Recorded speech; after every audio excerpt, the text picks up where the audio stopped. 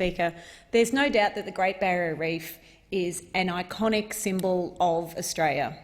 It's an iconic symbol around the world of the extraordinary beauty of nature. And all of us in Australia, whether we've been to the Great Barrier Reef or not, are immensely proud that it is our iconic symbol. But we have to do more to protect it. I take the point by the speaker before me. There is a lot of work being done to protect the Great Barrier Reef. There's no doubt about it. And we have scientists who are leading in reef management around the world here in Australia. But we don't need, or we shouldn't just be looking at resilience and recovery from bleaching events for our Great Barrier Reef. We need to also be doing the work to stop bleaching events happening in the future. Our Great Barrier Reef has suffered its third major bleaching event in 5 years, and we can't afford another blow. It is an iconic environmental wonder of the world, but it is also a powerhouse of job creation and economic development.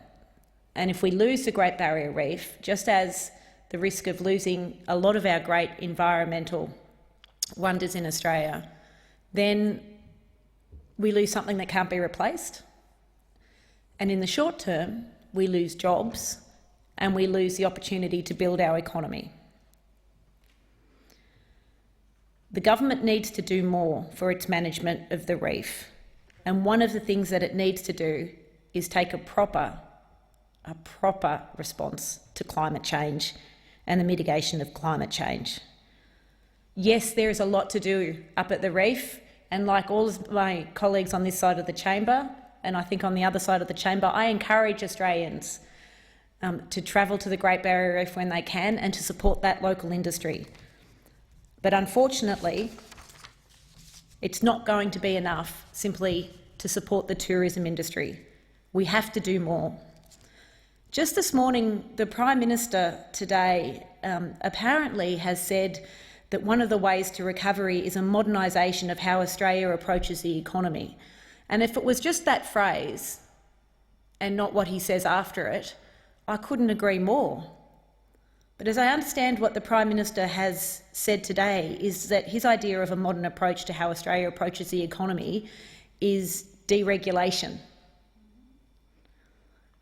You know, this is almost a once-in-a-lifetime chance as we come out of the public health crisis and deal with the recession that we are now in, to actually ask ourselves what sort of country we want to be, what sort of community we want to be, and what sort of economy that we want to have in Australia. This is almost a once-in-a-lifetime chance, particularly for those of us who are in this chamber. Instead of looking at snapping back to 2019, instead of resorting to old ideologies about the evils of regulations, to look forward to the future and to use a phrase that the government likes to use in response to the bushfires, although I've seen little to no evidence of it actually coming true, to build a better future, to build back better. This is an opportunity, for example, to go back to quite an old economic approach and look at something like triple bottom line accounting. To actually say to ourselves, everything that a government does should have an economic, an environmental and climate and a social benefit. To evaluate all policies and all actions based on whether they build an economy and an environmental and climate and social benefit. Such an approach isn't just a way of getting through the short term, it's a way of building for the long term. All one has to do is look at the CSIRO Australian National Outlook 2019 report. What's the best future that we can look at for the economy, for productivity, for our export markets? A decarbonised future. How can we scale up existing low-carbon activities? That's what this government should be looking at. This government should be spending on renewable energy and energy efficiency. A McKinsey research paper entitled "How a Post-Pandemic Stimulus Can Both Create Jobs and Help the Climate" estimates that for every $10 million spent on renewable technology, there will be 75 jobs created. On energy efficiency, 77 jobs. And fossil fuels, 27 jobs. Economically beneficial, environmentally beneficial, and good for social capital. That's an agenda for a future economy, not simply talking about deregulation. So this bill is welcome and supported because it is appropriate to take short-term measures to support small businesses like tourism on the reef. But there will be no healthy reef for tourists to visit in the medium to long term without environmental laws that provide a framework for ecologically sustainable development and build an ecosystem which is healthy and resilient for all Australians. And you know who's saying things like this? Scientists, experts, the people that the Morrison government turned to, rightly, to get through the health crisis of this pandemic. Scientists, experts, relying on data. That's what we need to build a future where our environment is protected and we deal with climate change.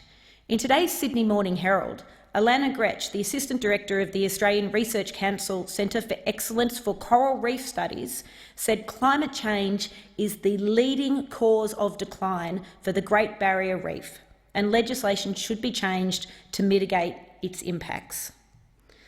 The CSIRO study, Quantifying Extinction Risk, estimated that climate change would increase the rate of losses about 5-fold of our threatened species and ecosystems, 10 birds and 7 mammals becoming extinct in the next 20 years without purposeful intervention.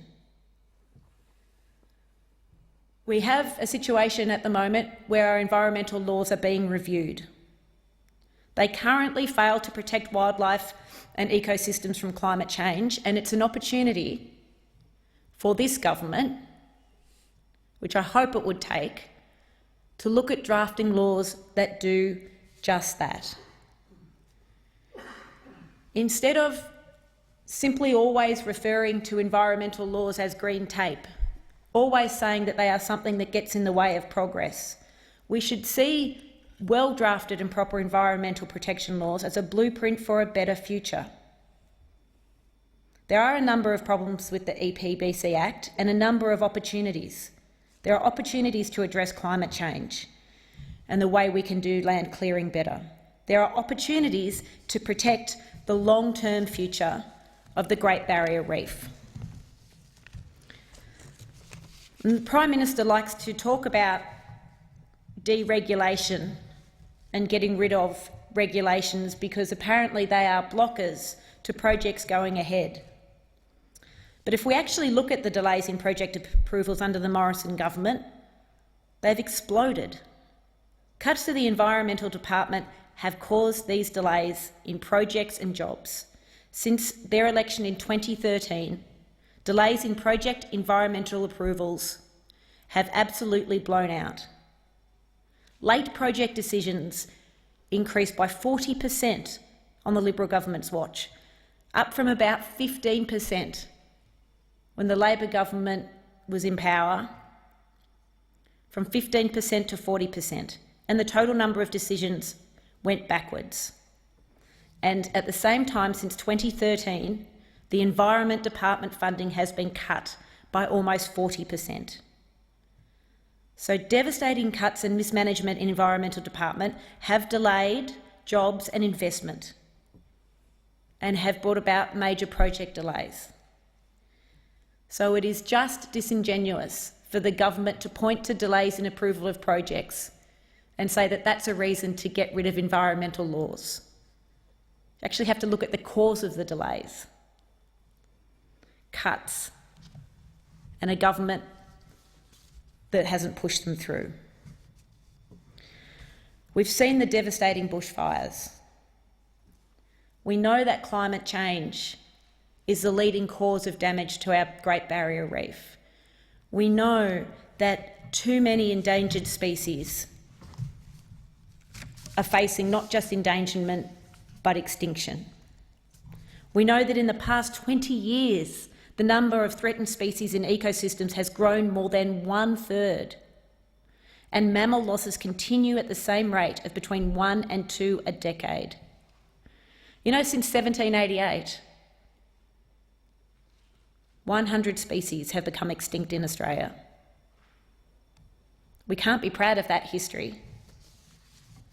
And we have a moment in time now, perhaps like no other that we've had before, to actually do something about it. The review of the EPBC Act should not be used as a fig leaf for a Conservative agenda of reducing protections. 240 conservation scientists have published an open letter telling Scott Morrison, so it's not just politicians saying it, we're saying it because the experts have said it, telling Scott Morrison that Australia is amid an extinction crisis and calling on the government to fix our laws in order to protect and restore nature across Australia. Well, I stand here today to add my voice to those scientists, to add my voice and speak as the voice of the constituents from Dunkley who have emailed me over the last few months, worried about the deregulation agenda as it applies to environmental laws, asking me to stand up for the role of science and to put science at the heart of environmental protection and climate change policies, to protect critical habitats for threatened species, to have stricter control on the wildlife trade, and to have more funding for protection and recovery of our environment. I stand here as their voice and add my voice.